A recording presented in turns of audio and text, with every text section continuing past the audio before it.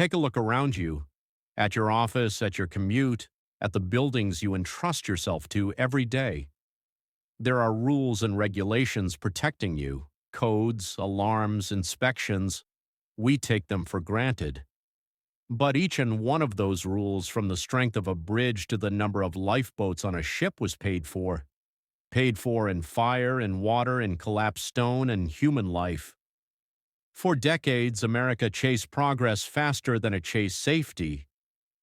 The ChronoVault is opening today on 5 separate moments in time when our nation learned a devastating, bloody lesson. These are the tragedies that didn't just break hearts, they broke the law and forced it to be rewritten. Welcome to ChronoVault. Without wasting any time, let's start our today's masterpiece. Incident 1, the Great Chicago Fire, 1871. The Law of Building Codes. Before 1871, much of America's rapidly growing cities were essentially kindling. In Chicago, after a summer drought, the city was a tinderbox, wooden buildings, wooden streets, and lax codes. When the Great Fire erupted, fueled by wind and ignorance, it didn't just burn, it annihilated. Over 300 people died, and more than 17,000 structures were destroyed. It proved that modern cities couldn't be built out of kindling. The immediate fallout was legislative panic. Chicago was compelled to institute the first comprehensive mandatory building codes in the nation, codes strictly controlling construction materials, fire separation, and most importantly, leading directly to new, better fireproofing techniques, a direct ancestor of the steel and concrete standards protecting your downtown apartment or office today. Incident 2, the Triangle Shirtwaist Fire, 1911, the Law of Workplace Safety. 40 years hence, industrial America had replaced wood with steel, but it hadn't replaced greed with humanity. On March 25, 1911, in a supposedly fireproof Manhattan building, 146 garment workers, mostly young immigrant women, were burned or jumped to their deaths because the exit doors were locked from the outside. This disaster, viewed in horrific detail by thousands, provided the impetus behind modern labor reform. Public outcry resulted in the New York Factory Investigating Commission, which enacted more than 30 new laws. This fire is why doors must open outward, why automatic sprinkler systems became mandatory in high-rise buildings, and it's why fire drills are a requirement of law. If you feel safe at your job today, you owe a debt to the victims of the Triangle Fire. Incident 3, the sinking of the RMS Titanic, 1912, the Law of Maritime Life. Just 1 year after the Triangle Fire, a different kind of disaster occurred out on the ocean. The RMS Titanic, at the time the largest and most opulent ship ever constructed, sank after it struck an iceberg. While the tragedy was immense, legislatively, the focal point was on one damning fact. The ship only had lifeboats for half of the people on board. At the time, before the Titanic sank, lifeboat requirements were based on a ship's tonnage and not its passenger capacity. The sinking forced the creation of the International Convention for the Safety of Life at Sea, known as SOLAS. SOLAS mandated that every passenger vessel must be able to carry enough lifeboats for everyone on board. It also required ships to maintain 24-hour radio watches for distress calls. The Titanic didn't just sink a ship. It launched the global standard for maritime safety that protects every vessel today.